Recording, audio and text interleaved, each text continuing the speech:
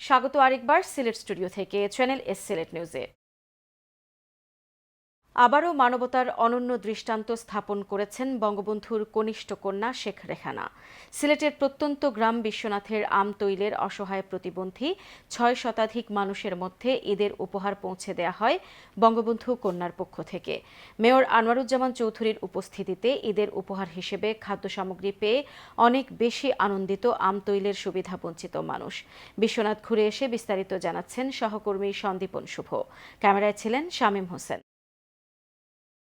বঙ্গবন্ধু কন্যা শেখ রেহানার উদারতার প্রত্যক্ষ সাক্ষী হয়ে থাকবে বিশ্বনাথের রামপাশা ইউনিয়নের আমতৈল গ্রামবাসী। যে গ্রামের অনেক মানুষ অর্থের অভাবে দুবেলা দুমুঠো ভাত ঠিকমতো খেতে পায় না, সেই গ্রামের অসহায় দুস্থ এবং শারীরিক প্রতিবন্ধী মানুষের মধ্যে চাল, ডাল, তেল, সেমাই সহ ঈদের সকল নিত্য প্রয়োজনীয় উপহার তুলে দেওয়া হয়েছে বঙ্গবন্ধু কন্যা শেখ রেহানার পক্ষ থেকে। নুন আনতে পান্তা ফুরানো মানুষগুলো ঈদের দিন যাতে একটু মাংসের স্বাদ নিতে পারে, সেজন্য প্রত্যেককে দেওয়া হয়েছে গরুর মাংসের প্যাকেট। আমরা খুশি, শেখ রেহানা পাই দিতেন, আমি খুশি। আল্লাহ তাইনারে আরো বড় বড় ঈদের কলর দিলা সব দিলা আমরা দাও। সোমবার বিশ্বনাথ উপজেলার রামপাশা ইউনিয়নের আমতৈল গ্রামের ৬ শতাধিক অসহায় প্রতিবন্ধী পরিবারের মধ্যে শেখ রেহানার ঈদ উপহার বিতরণকালে প্রধান অতিথি হিসেবে উপস্থিত ছিলেন সিলেট সিটি কর্পোরেশনের মেয়র আনোয়ারুজ্জামান চৌধুরী। উপহার বিতরণ শেষে সাংবাদিকদের সাথে আলাপকালে মেয়র আনোয়ারুজ্জামান চৌধুরী বলেছেন, বঙ্গবন্ধু কন্যা শেখ রেহানার এমন উদারতা মানবতার বিরল দৃষ্টান্ত।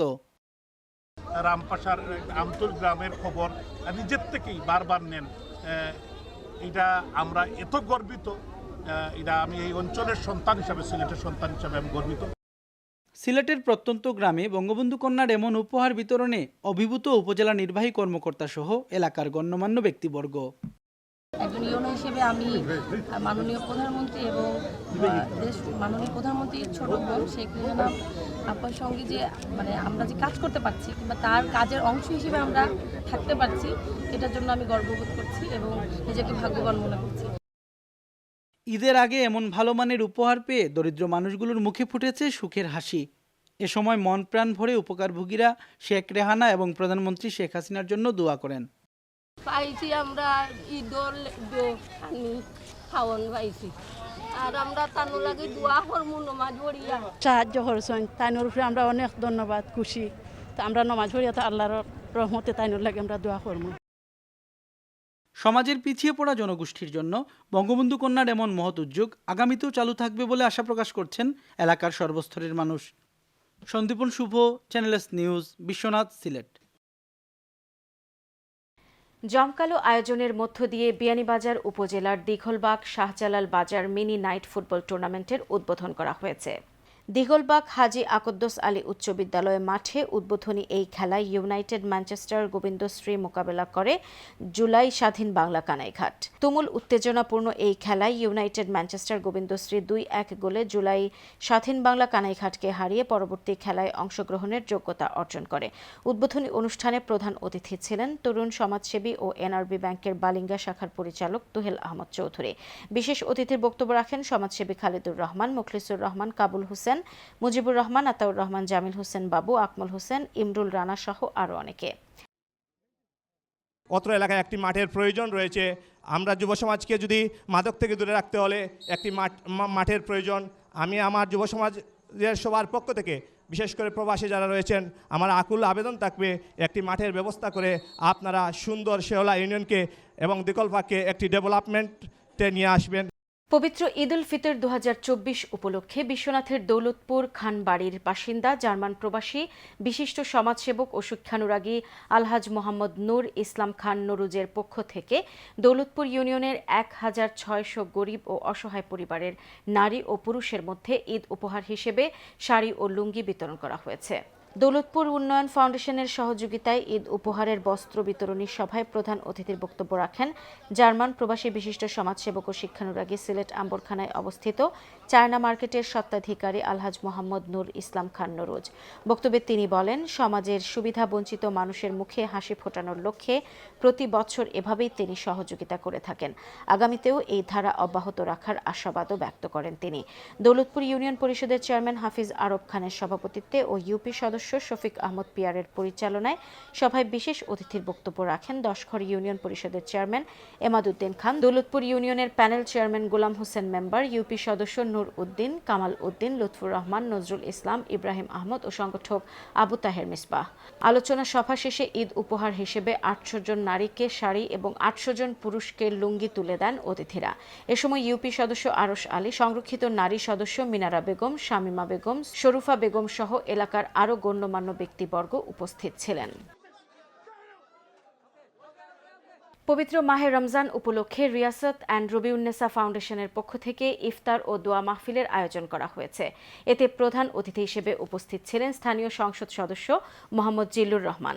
বিস্তারিত দেখুন আমাদের মৌলভীবাজারের হেড অফ নিউজ খালেদ চৌধুরীর প্রতিবেদনে। ক্যামেরায় ছিলেন SM ফজলু। পবিত্র মাহে রমজান উপলক্ষে রিয়াসত অ্যান্ড রবিউন্নেসা ফাউন্ডেশনের পক্ষ থেকে ইফতার ও দোয়া মাহফিলের আয়োজন করা হয়েছে। উক্ত ইফতার মাহফিলে ফাউন্ডেশনের প্রতিষ্ঠাতা বদরুল হোসেন হারুনের সভাপতিত্বে ও M মুহিবুর রহমান মুহিবের সঞ্চালনায় এতে প্রধান অতিথি হিসেবে উপস্থিত ছিলেন মরিয়া সদর রাজনগর 3 আসনের সংসদ সদস্য মোহাম্মদ জিল্লুর রহমান। বিশেষ অতিথিবৃন্দের মধ্যে উপস্থিত ছিলেন ডক্টর এনামুল ইসলাম CIP, জেলা আওয়ামী লীগের সহসভাপতি মাসুদ আহমদ, সাইফুর রহমান বাবুল সহ বিশিষ্টজনরা। এছাড়া উপস্থিত ছিলেন 11 নম্বর মোস্তফাপুর ইউনিয়নের চেয়ারম্যান তাজুল ইসলাম তাজ, 10 নম্বর Nazirabad union chairman Ashraf Uddin, Syed Zahir Hasan USA প্রবাসী। আরও উপস্থিত ছিলেন উক্ত ফাউন্ডেশনের সদস্য আব্দুল কাইয়ুম, রুবেল আহমদ, ফজলু মিয়া, শফিক মিয়া, গনি মিয়া, শুয়েব আহমদ সহ আরও অনেকে।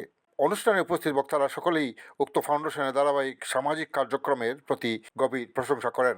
এবং হারুন ভাই is a very popular person in United kingdom as well, কিন্তু উনার কার্যক্রম বাংলাদেশে দেখে আমি নিজে হতভম্বিত। ওনারা সবসময় এই অনুষ্ঠানগুলা বাস্তবায়ন করে যাচ্ছেন, এজন্য আমি তাদের সকলের জন্য আল্লাহ পাক রব্বুল আলামিনের কাছে দোয়া চাই যে তারা কিছু আদর্শ মানুষ, কিছু আলোকিত সন্তান তারা রেখে গিয়েছেন, যে তাদের সন্তানরা আজকে মানুষের জন্য কাজ করছেন, মানবতার জন্য কাজ করছেন। আমি এই ফাউন্ডেশনের উত্তরোত্তর সাফল্য কামনা করছি এবং যারা এটা নিয়ন্ত্রণ করছেন বা পরিচালনা করছেন, আমি আশা করি আল্লাহর রহমতে ওরা ভবিষ্যতে এই কার্যক্রমটি অব্যাহত রাখতে পারবে। জনাব বদরুল হোসেন হারুন ভাই রিক্সা ড্রাইভারদের জন্য প্রায় 25 থেকে 30টি রিক্সা গাড়ি দিয়েছেন, তাদের জন্য পার্মানেন্ট রুজির ব্যবস্থা করে দিয়েছেন। আপনারা সবসময় এই ফাউন্ডেশনের জন্য দোয়া করবেন যাতে বদরুল হোসেন হারুন ভাই আরও দীর্ঘায়ু করেন। অনুষ্ঠানের প্রধান অতিথির বক্তব্য রাখেন সংসদ সদস্য মোহাম্মদ জিল্লুর রহমান। আজকে যিনি আমাকে এখানে আমন্ত্রণ করে নিয়ে এসেছেন, আসলে জনপ্রতিনিধিদেরকে আমন্ত্রণ করতে হয় না, প্রতিটা জায়গায় বিচরণ করতে হয়, এটা হচ্ছে তাদের দায়িত্ব কর্তব্য। ফাউন্ডেশনের প্রতিষ্ঠাতা লন্ডন প্রবাসী বদরুল হোসেন হারুন জানান, আগামীতে আপনারা দোয়া করবা, আমি আগামীতে আরো, এখন আমি সবসময় 300 মানুষের ইফতার বিতরণ করি, আগামীতে আরো বেশি করতাম পারি করি, আপনারা সকলে আমার লাগি দোয়া করবা। জানা যায় ফাউন্ডেশনের চেয়ারম্যান শামীম হোসেন, সাধারণ সম্পাদক সেলিম মিয়ার অনন্য ভূমিকায় কাজ করে আসছে Riasat and Rabiunnesa foundation. Khaled Chowdhury, channels news, Moulvibazar. Sylhet news আজ এই পর্যন্তই। সিলেট বিভাগের প্রত্যন্ত অঞ্চলের খবর জানতে চোখ রাখুন চ্যানেল S এর পর্দায়।